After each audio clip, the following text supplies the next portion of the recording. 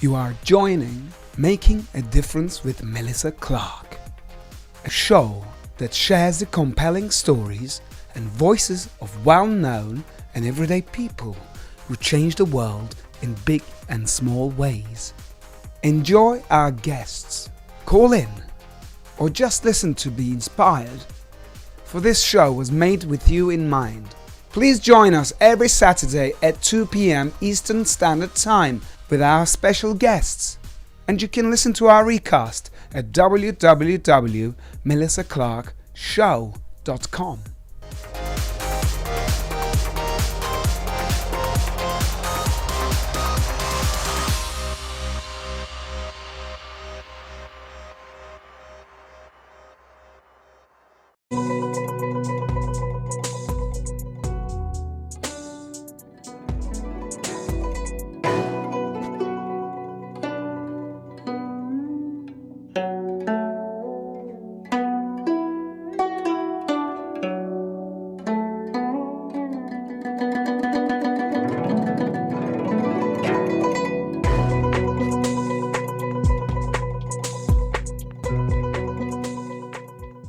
This technique is called Chiang Kwan. It is a 7th degree black belt form of resilience with mind, body, spirit, and harmony.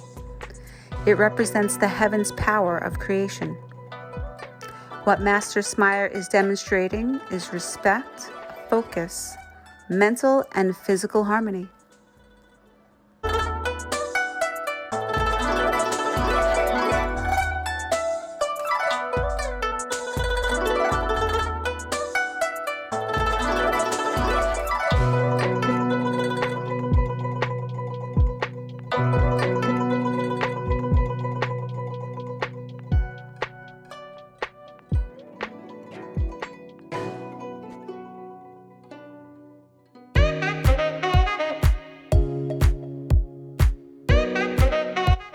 Inspired by his mother at an early age, Master Steve Smyer has been on a martial arts and fitness journey for over 40 years and has been teaching for more than 30 years. Master Smyer has achieved his 6th degree black belt and incorporates a variety of styles such as Taekwondo, Judo, Brazilian Jiu-Jitsu, and weapons training. Hi, thank you for tuning in to Making a Difference. I'm Melissa Billy Clark. Today's segment is all about self-defense and working out. But first, we invited Master Steve Smyer and his assistant, Diana Ruiz, to teach us some basic steps on how to protect yourself with martial arts. Guys, thank you so much for joining us today. How are you? Oh, we're doing wonderful. Pleasure to be here, Melissa. Thank you so much. The floor is all yours, and we thank you so much for taking your time and helping people. Absolutely. Thank you. It is so important in our industry that we are able to share with people, because ultimately we want to feel happy, we want to feel secure, we want to feel safe. So remember, a big motivation, a big benefit to martial art training is a sense of freedom. We generally start to lose the average fear that some people walk around because they simply do not know what to do in situations if something arises. Hello, everybody. So today, me and Deanna are excited to show you some fundamentals regarding self-defense. The wonderful thing about martial arts, I think more than anything else, is that it gives a sense of freedom and empowerment. The average person may walk around with a sense of fear, not knowing what to do as if something were to happen. So where do we start? So today we're going to tell you where the most important areas of focus should be.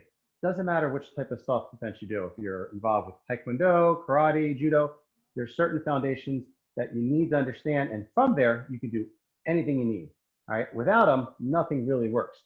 So let's get started. And I'm sure this is something you can actually practice even with a friend or loved one at home safely, and it's a great place to start. First thing we need to understand is posture, and we talk about leverage and stability and all those type of things. So kicks and punches and all are great, but we have to first understand as far as how our posture and how to maintain balance under certain circumstances. Martial arts is no different than almost any sport you might play.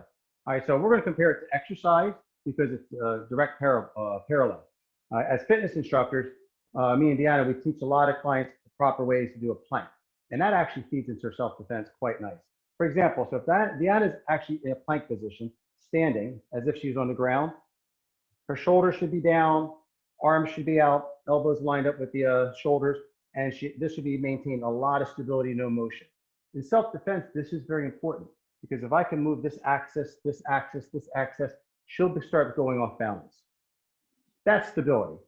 So she needs to maintain that. But the other thing is she needs to be mobile. So with her legs, she needs to be mobile. So imagine she's got a good plank position, but I start to overpower her because I'm bigger.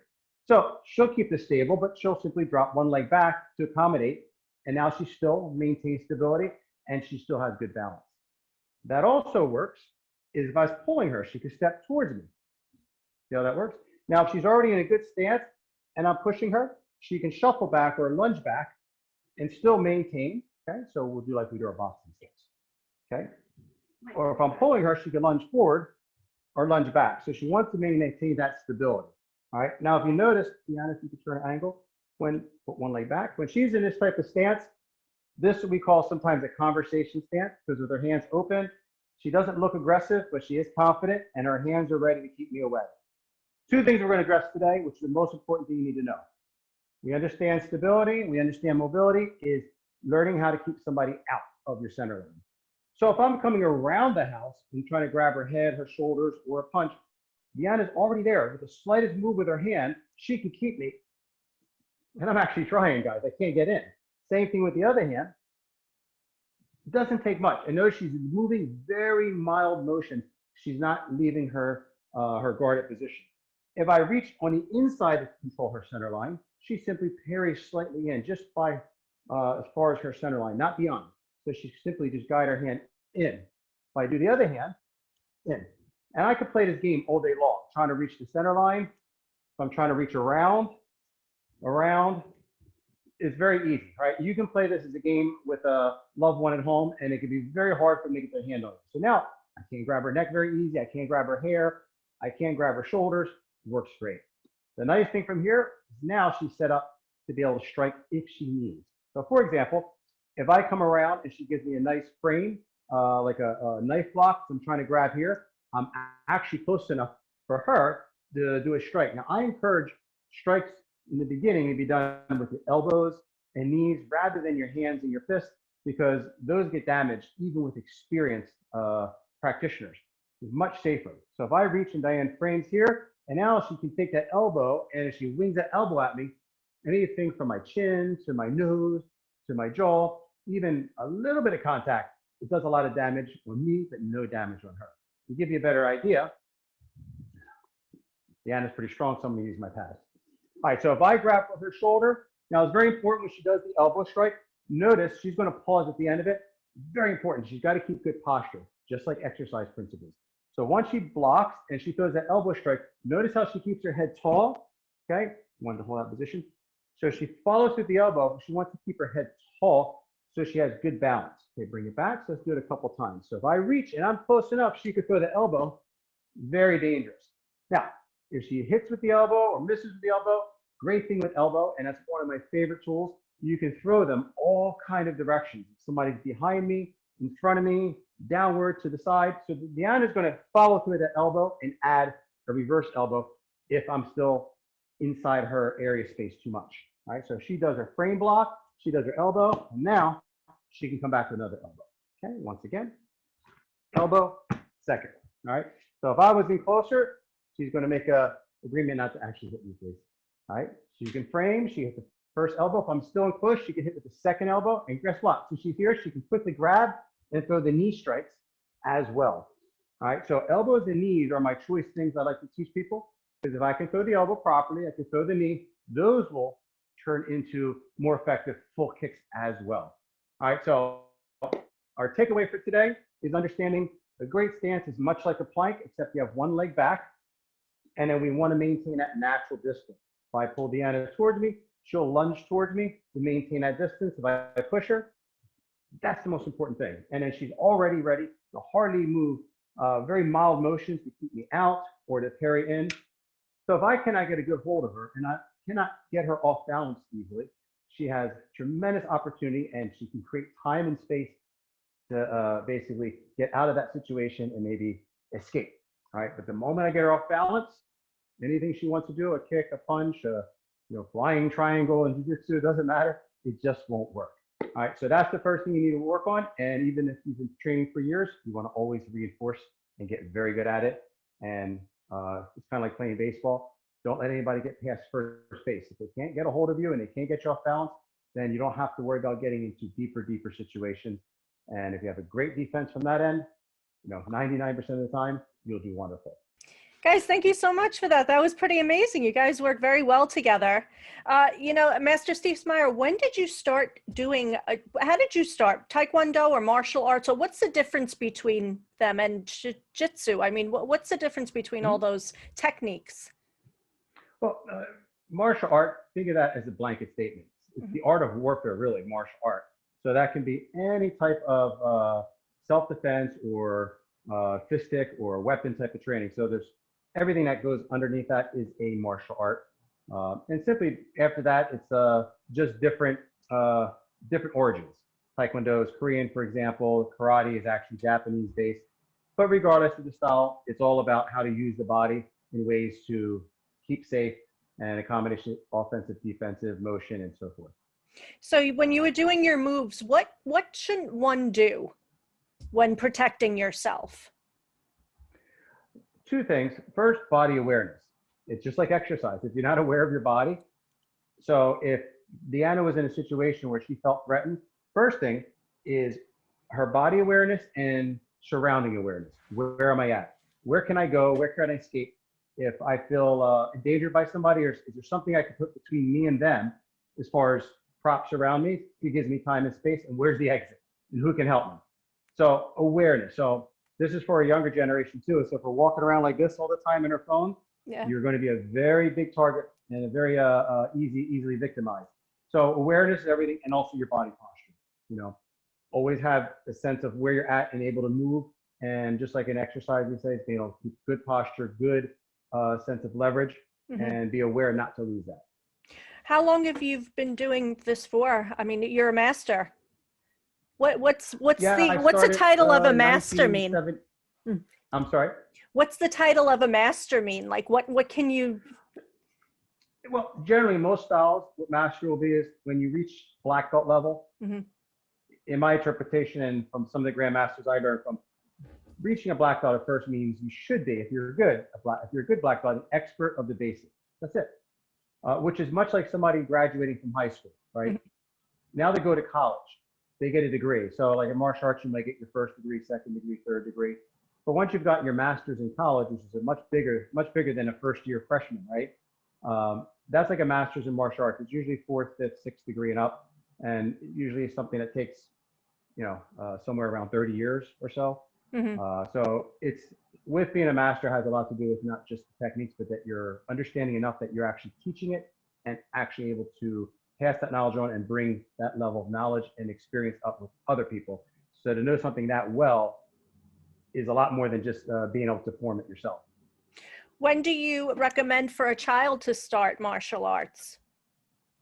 I recommend as early as possible, because when we start martial arts, it's not about just like karate moves. It's body awareness. You teach a young child. So as early as 3, I've even had students as young as 2.5. Wow. If they can give me enough attention and they can actually comprehend at least 50% of what I'm saying, like I tell parents when they come to class, if they can be tuned in even 50% of the time, they're going to have such a benefit and a jump start, because body awareness is one thing. They'll just have a sense of balance and motion that is won't have to be taught later on. That will turn into really well-developed techniques, and also their attention and their focus is going to be have a tremendous head start as well. So even though you may not see it, the instructor will notice those little changes month by month. And by the time they're even 4, they've got like a year of training under the belt, and man, it's hardwired into the system at such a young age. It really makes a lifelong difference. It really does. I remember I took Taekwondo for 2 years. I don't have any belts, but I just enjoyed the sport. I enjoyed the responsibility of the sport, learning, respecting others' space. I learned a lot from it. It really helped me throughout my life, although I took it in my 20s. I really enjoy it. I enjoy watching it. And it's just a very respectful technique that you use, with one another when teaching them. And you have all these videos out on Facebook and Instagram, and you're a motivational speaker as well. You have these techniques that you do help people, but you do have classes and you do online classes, and you and Deanna are a team. Tell us about the classes that you do and where can people find you? Absolutely. Well, we love the idea that we do what we do is because we personally love it. And I always tell people, if you find a passion and it's something that you truly believe in enhances your life, the next thing is what? Is to enhance and help other people. If you're just keeping it to yourself, this is why most martial art coaches, masters, and fitness coaches do what they do. So we actually have joined forces recently, and under our program will be a segment for nutrition, fitness, obviously, character development for children, martial arts. So you can pick what you want to do, but basically they all have a unified purpose, right, to enhance our lives and give power to us. So people could find us at our new site. It's called Aim to Be Fit. AIM, aim, the number 2, B, and fit. We're putting a new Facebook fan page together, and we just came up with that name because it's universal. So we'll have a collection of everything on there, from nutrition tips, character development tips, self-empowerment, fitness, obviously, and even martial arts. So if you're interested for your children or interested for yourself, for fitness, you're having an area of challenge. As coaches, we're able to help you and basically just enhance the life, and they'll travel your journey in a way that gives you more motivation and more power over your life. Is everything online right now until we get back in order? You're not doing any in person? I do in person, locally, obviously. Okay. I do. I run classes. I do work with some organizations that I've done for decades locally, and I have private clients. But again, there's so many people, especially with this past year and challenges, and a lot of people are doing things online because they don't have the access as easy as they did a year or two ago. So I thought it was really important that we can reach out and do a lot online, because I can reach across the whole nation, across the pond, and meaning to Europe and whatnot. And anybody that has an appeal and feels our service can really help them, we want to be accessible to. So we do both. Okay, where are you located? I'm located in Teaneck, New Jersey. I run programs all through Bergen County, more than anywhere else. So we do, again, on-site with some organizations. We have a school locally, but I also do on-site at different community centers or certain organizations where we actually use their facility. So the students or the adults can actually just be at their regular weekly meeting place, and we'll come to them. Beautiful. Thank you so much, both of you. What do you think of Cobra Kai? It's one of my favorite series. Have you watched it yet? Yes, I've been so busy. I watched so little TV, and recently I've been watched all 3 seasons. And I'm not one that ever watches TV. But listen, I grew up when the Karate Kid. I was that age, that era, and it exploded. And watching it, I do love what they did with it. Yes. Yeah. And it's very entertaining and a lot of good messages. I believe that. Yeah. And these guys look so great. And it's funny to see Johnny. Now he's the good guy. Yes. And I think that's wonderful, because how many of us in our adult life maybe had a way of thinking that was influenced from our parents or an old instructor, and we thought that was the way. And then we look back and we say, wow, okay, I actually found a better way. I kind of, some people say, like, I can't believe how I survived my parents. In Johnny's case, I can't believe how I survived my old sensei, because it was old thinking. At the time, it wasn't, it seemed like that was the way, but he's evolved. And I think that's great to teach people at any age that you can, at any point in your life, you can evolve and see what's been holding you back, whether you're 50 years old or 20 years old, and you can, enlighten yourself with the right path. It's a nice mixture of the younger generation and the older generation getting together. But yeah, thank you so much. It's a wonderful series. Thank you both very much for your time and showing us how to defend ourselves in times of need. Because we need it now. We need it now. Always. And always check out Steve Smyer. He has wonderful motivational lectures that you do on your Instagram. What's your Instagram? Instagram, it's based my last name for Smyer, S-M-Y-E-R, Steve. Thank you both very much. You're welcome. Thank you, Melissa. Pleasure being here. Thanks.